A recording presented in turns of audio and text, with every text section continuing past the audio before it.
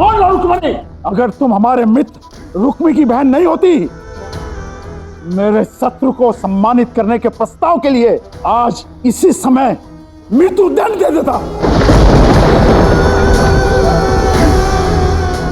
राजाभिषेक, आपकी पुत्री की मति भ्रष्ट हुई है। ये उस मायावी कृष्ण के जाल में फंस चुकी है। नहीं मगध सम्राट, मैं केवल इतना चाहती हूँ कि हम कृष्ण का पक्ष भी सुनें। केवल कही सुनी बातों पर विश्वास करके इतना बड़ा युद्ध करना ये उचित नहीं है। रुक्मिणी, बस। अब तुम हमें और मगध सम्राट को राजनीति सिखाओगी? राजकुमारी हो तुम। अपने पिता के यहाँ विलास भोगना और किसी राजा की धर्मपत्नी बनकर उसका अनुगमन करना ही तुम्हारा भाग्य है। तुम केवल घर संभालो, क्योंकि राज्य और राजनीति संभालने के लिए अभी हम जीवित हैं। किंतु भ्राता, दासियों, ले जाओ राजकुमारी को अपने कक्ष में दृष्टिबंदी बनाकर रखो। स्मरण रहे, मेरी आज्ञा के बिना राजकुमारी अपने कक्ष से बाहर नहीं जानी चाहिए। स्मरण रहे। पिताश्री, आप कुछ कहिए ना। पिताश्री का मौन ये दर्शा रहा है कि उन्हें मेरा निर्णय स्वीकार है ना पिताश्री?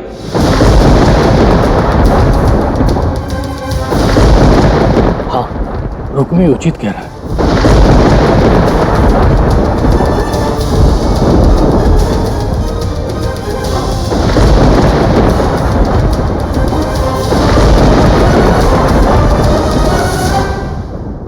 अपनी बहन की इस मूर्खता के लिए हम आपसे क्षमा मांगते हैं सम्राट। क्षमा मांगने में समय व्यर्थ करोगे तो जीवन भर झुके रहोगे। हमें तुरंत उस मायावी कृष्ण पर आक्रमण करना है।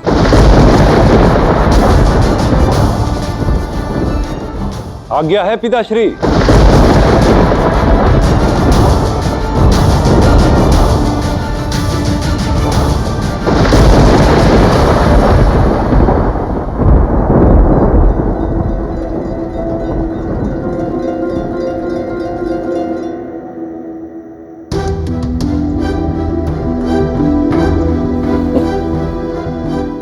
आइए दा।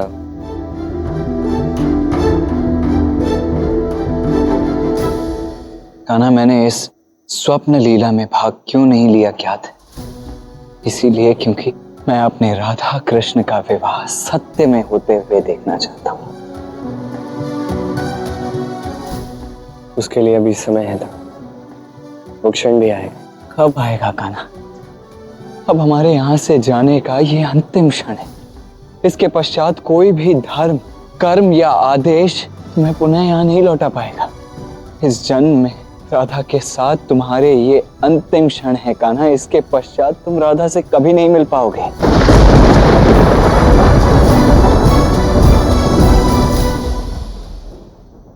ये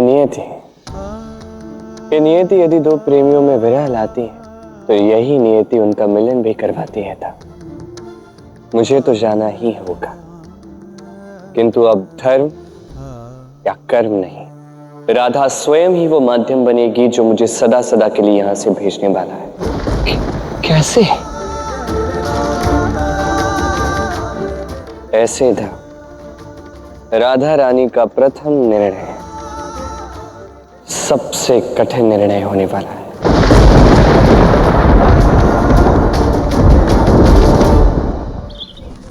महाराज की जय हो। युवराज कृष्ण की ओर से आपके लिए संदेश आया है। महाराज उग्रसेन को युवराज कृष्ण का प्रणाम। आज बरसाना की राधा रानी सारे लोगों के समक्ष अपना अंतिम निर्णय सुनाने वाली है।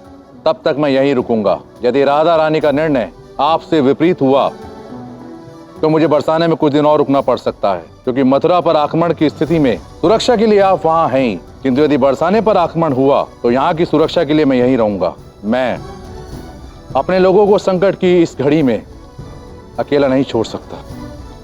माना कि कृष्ण शक्तिशाली है, किंतु यदि इतनी बड़ी विशाल सेना ने एक साथ उन पर आक्रमण कर दिया तब वो अकेले उनका सामना कैसे कर पाएंगे? आप निश्चिंत रहिए महाराज। श्री कृष्ण निर्णय लेने से पहले ही परिणाम जान लेते हैं।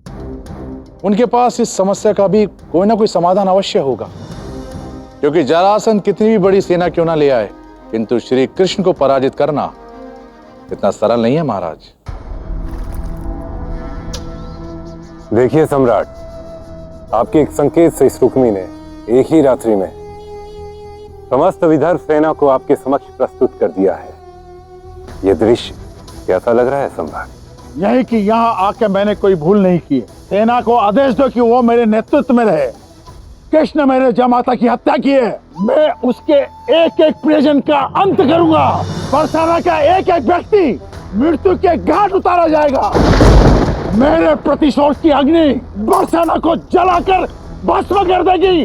सैनिकों, आज के बाद तुम सभी मगध सम्राट के अधीन हो। वो जैसा कहेंगे तुम सभी वैसा ही करोगे। तो बोलो, मगध सम्राट जरासंध की। सम्राट, मैं आपको विश्वास दिलाना चाहता हूं कि जब आप जैसा महाशक्तिशाली योद्धा युद्ध में जा रहा हो तो उस युद्ध में मेरी कोई आवश्यकता नहीं। उचित सम्राट? चाहे कोई भी मूल्य चुकाना पड़े सुनेत्रा, पर मुझे कृष्ण के पास जाकर उसे सूचित करना ही होगा। कृष्ण के प्राण संकट में हैं। आप जो कर सकती थी आपने किया, अब आप कुछ नहीं कर सकती। राजकुमार रुक्मी ने आपके कक्ष के बाहर कड़ी सुरक्षा चक्र बना दिया है। आपका यहाँ से निकलना असंभव है। प्रेम में कुछ भी असंभव नहीं है सखी। तुम कुछ भी करो, बस मुझे कृष्ण के पास ले चलो। एकांत।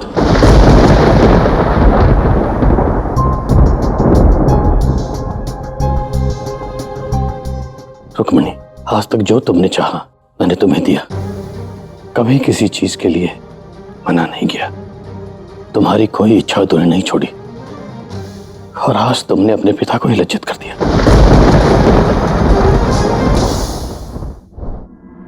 तुम मुझे बिना बताए छुपकर राज्य से बाहर जा रही थी, क्यों? जैसे ही मुझे युद्ध की सूचना मिली, मेरे अंतर्मन ने मुझसे कहा कि मुझे तुरंत जाकर कृष्ण को सूचित करना चाहिए। मगध सम्राट जरासंध और भ्राता रुक्मी भूल कर रहे हैं, पर मैं जानबूझकर दोषी नहीं रह सकती।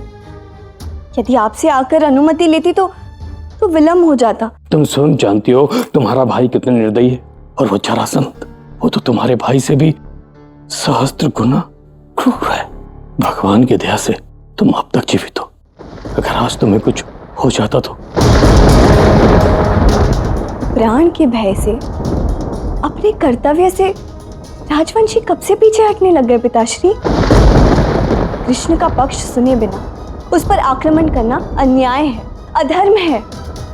न्याय अन्याय, धर्म अधर्म, ये सब बलियों के हाथ का खेल है पुत्री। हम जरासंध के अधीन हैं। वो भारत का शक्तिशाली सम्राट है, हम उसके विरुद्ध नहीं जा सकते।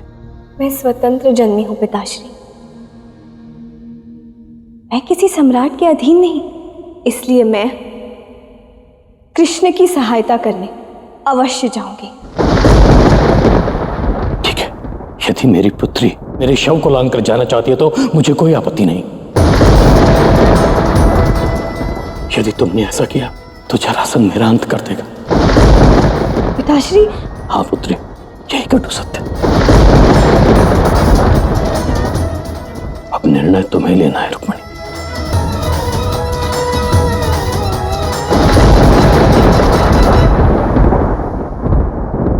क्या बात है राधा? आज राधा रानी के रूप में तुम्हारी पहली सभा है, तो राधा की बात ही जाना चाहिए या राधा रानी की बात ही जाना चाहिए? तो तुम ही बता दो। मैं क्यों बताऊं? क्यों?